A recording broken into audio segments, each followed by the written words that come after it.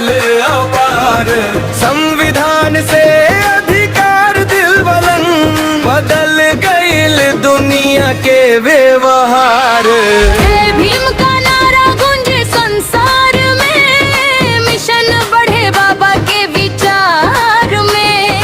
जय भीम का नारा गूंजे संसार में, मिशन बढ़े बाबा के विचार में। महू नगरी से उठल उजियार, जान के जलाइलन मशाल अपार।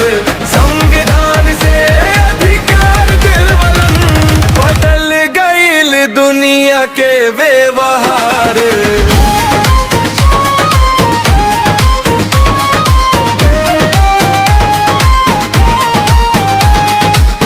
हम सब मिलके कसम उठाई, भीम बाबा के राह अपनाई।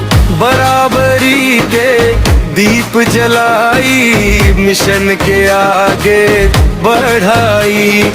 काशी राम जी मिशन के भी गुल बजवले, बहुजन समाज के साथ बनवले।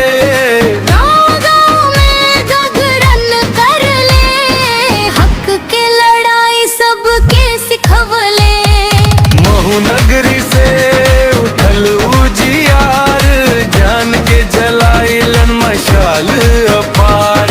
संविधान से अधिकार दिल बुलंद, बदल गईल दुनिया के व्यवहार।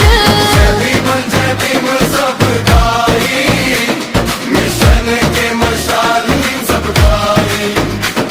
संघर्ष से जीत के कहानी, दुनिया में रोशनी फैलाई।